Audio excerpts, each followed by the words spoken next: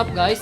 Today I'm going to show you how to install this LED strip para sa sakyan.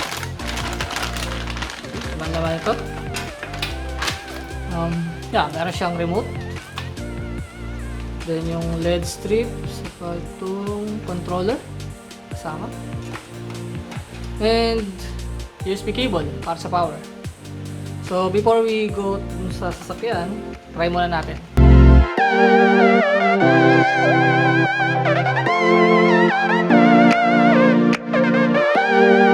Sabi may picture siya na nasabay sa beat. So let's see na lang mamaya pag may music. Okay. Wala, let's go.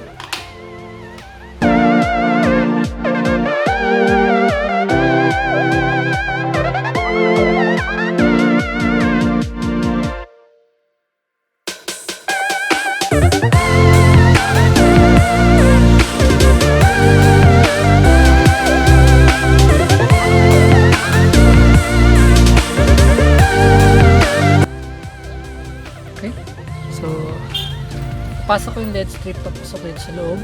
Nasa makalusot siya dito, dyan sa ilalim. So, magawin ko lang muna.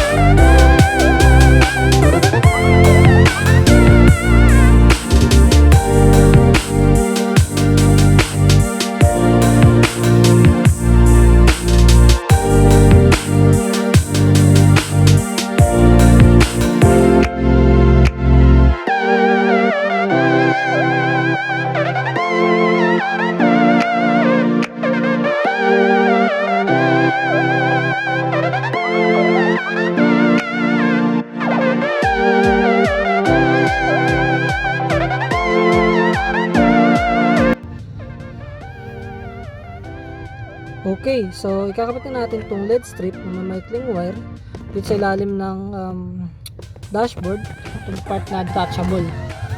So, okay.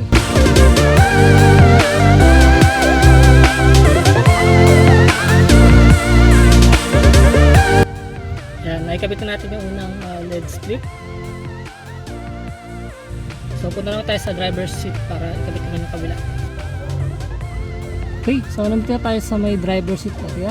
So ikakabit naman natin itong LED strip sa may ilalim ng itong dashboard. Ito natin siya kakabit. First, hindi akong padaanin ng LED strip dito para hindi sa gabal this mga.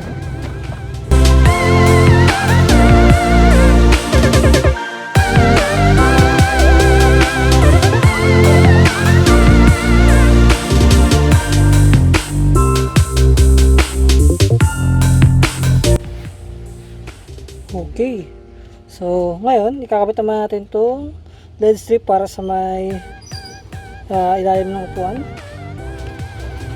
So kung makikita nyo, nilagyan ko na siya ng nylon tape para maikabit ko siya sa ilalim ng upuan kasi walang hard surface sa pwedeng dikitan itong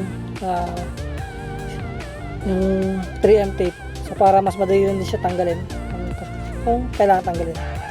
So yan. So okay, so ito yung wire ng LED strip napunta din sa likod. So ang gagawin natin, padaanan lang natin siya sa ilalim hanggang sa makaabot ng sa likod para maikabit na siya dun sa ilalim ng upuan. Okay?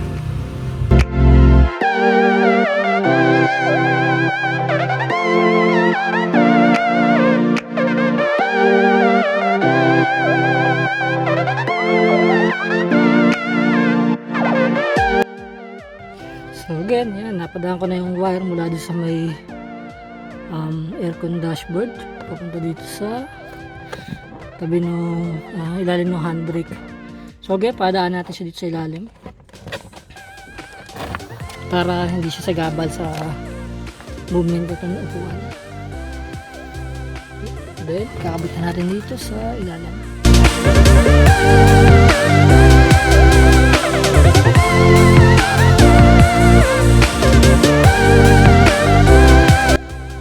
Okay guys, try natin itong LED strip.